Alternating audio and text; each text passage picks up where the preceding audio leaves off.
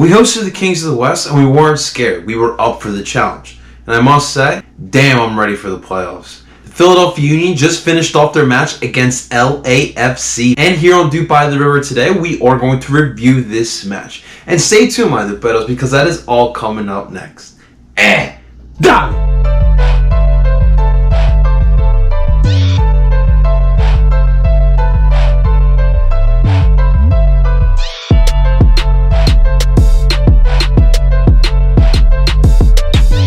Everyone, and welcome to DOOP By The River, the show where we follow everything Philadelphia Union with me, El Parceo Philly. And if this is the first time you're tuning into DOOP By The River, or if you're returning back, I just want to say thank you for tuning in.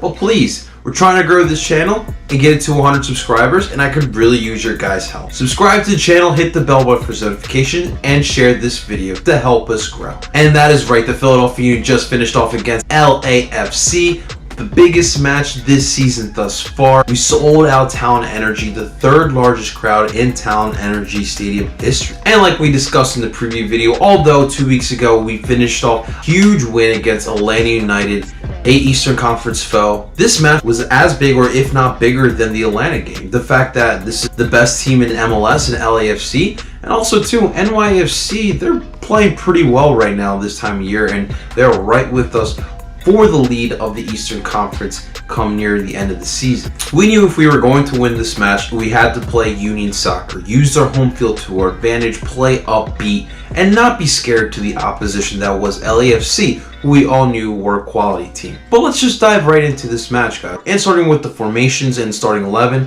the formation was the 4-2-3-1.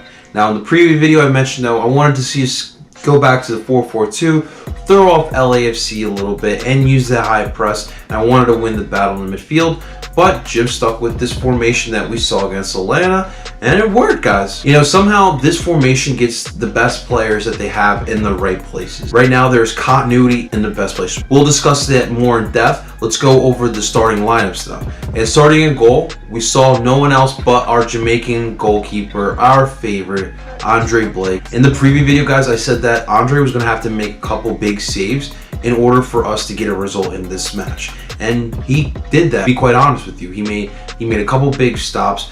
We had to rely on him. We all knew going to this match, this LAFC attack was going to be dangerous, especially the fact that Carlos Velita was back. Gotta give props to Andre. Let's move on to the back line, because it's the same back line we've seen over the past couple weeks. Starting from left to right, we have Kai Wagner, Mark McKenzie, Jack Elliott, and Ray Gaddis. Now, Kai had a daunting challenge of trying to defend. Now, Kai was pretty active on the attack, but defensively was taken advantage of a little bit. He's been slacking a little bit in that transition. We have to cut him a little bit of a slack.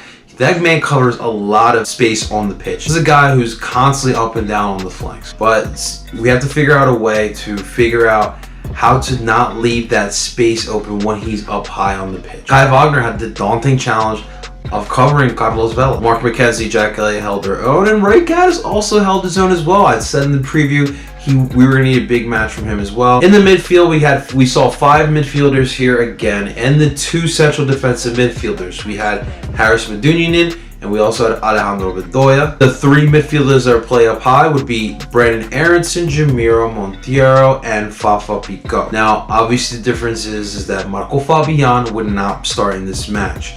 Now let's touch upon that, because it was said by Jim Kirchin after the match that he missed this match because he missed the meeting before this game. I don't want to speculate anything with Marco Fabian, but there was a video that leaked where he, as we all know, was away with Mexico during international break, and there was a video after the U.S. win. He was up in New York in some nightclub partying with a couple other of the Mexican international players. Now, obviously, he's on international break. He just got done a win. It's harmless. But when he comes back to Philadelphia and misses a meeting, we don't know why. No one has come out and said why he missed the meeting, but he's been here long enough. He knows when the meetings take place. It's a little fishy, and I definitely would like to know some more information on why it was he missed the meeting, but he missed this match because of that. That is not good news. he's already under turmoil with this fan base. Hasn't had the season that we thought he would after the contract that he got. But definitely something I want to look into, and I will keep my eyes peeled on some more information on what's going on with Marco, especially going forward. But, things could happen. He could be hitting a wall. Sometimes, when you're an athlete, you get mixed up with the wrong people and you go back to certain paths you don't want to go to. Again, don't want to speculate, but definitely something we will keep an eye out on. But as far as this midfield goes, they played really well. Alejandro Bedoya obviously was back after yellow card accumulation that led to him missing the Atlanta game. He would be back in this match, pushing Jamiro up top, which I thought that Jamiro needed to play as a 10 role to begin with. Now, the reason why this formation works so well is that on the left-hand side, you see Kai Wagner and Brandon Aronson moving up the pitch to move the attack. On the right-hand side, Alejandro Bedoya and Fafa Pico moving the ball up that side of the pitch to create some attack. And that honestly was working all the night. They were able to get some chances. It's going to be interesting to see how Jim Kirch is going to continue using the formation. Is he going to sticking to the 4-2-3-1 because we have so much success on the attack, or are we going to go back to the 4-4-2? I definitely think it's going to come down to the matchup who we're playing, but damn, this 4-2-3-1 is working. And up top, we had the friendly striker Kasper Shabilko, and my man had another great game, getting another goal. Jim Kirch would only use 2 substitutions in this match. Started off early in the 58th minute of the second half where he put Elsinho in for Brandon Aronson. Then in the 75th minute, Jim Kirch continued putting trust in the Sergio Santos Gomes,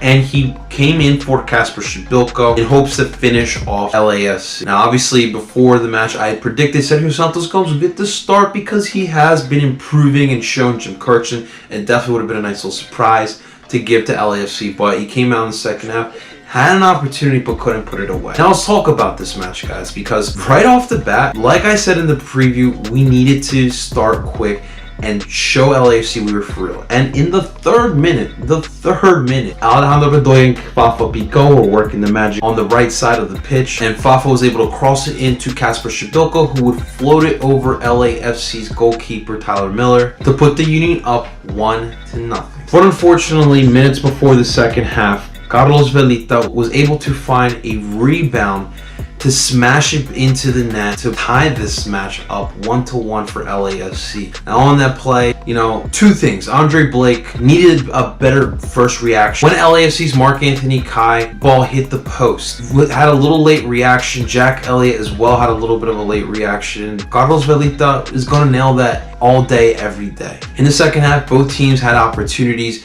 Both teams assistance with the attacks, but none of their chances would go through.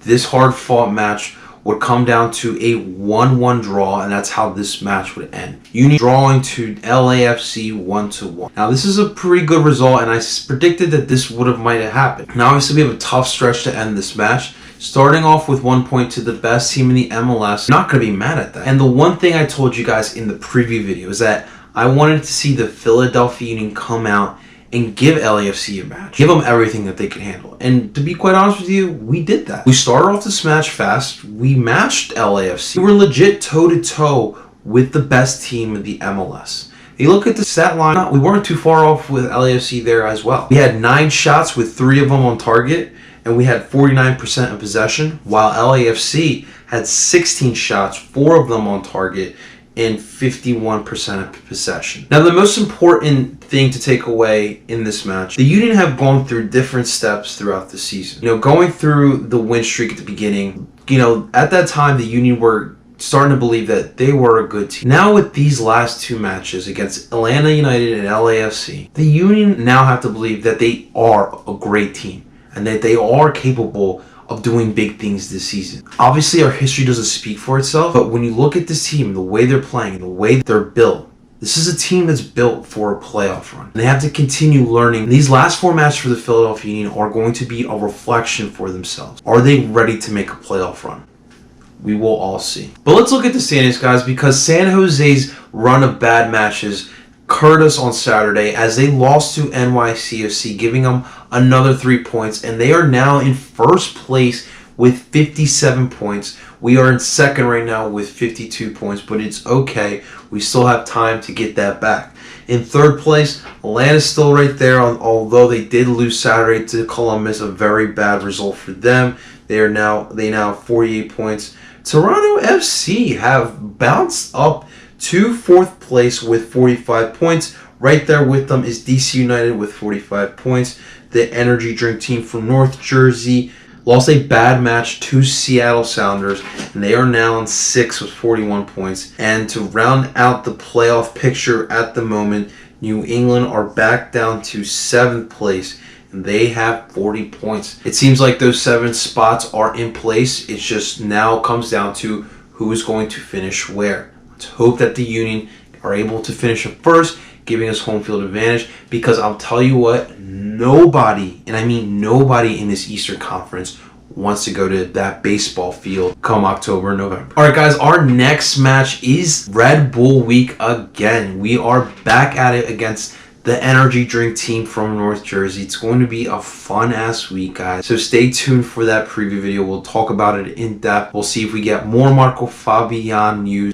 And of course, we will discuss the whole charter flight issue that is with the Philadelphia Union. But hey, guys, the Union didn't lose. We're still the best team in Philly. That's right. And things are only going to get better. Guys, this was the LAFC review. In the comments below, let me know where you guys are at with the Philadelphia Union. How do you guys feel? Let me know below. And of course, guys, help me grow this channel. We are only 10 subscribers away from hitting to our 100 subscriber goal. Please, if you like what you see, help me grow here. Like the video, subscribe to the channel, hit the bell button for notifications, and share this video. Really could use your guys' help. And until next time, my Luperos, vamos la U!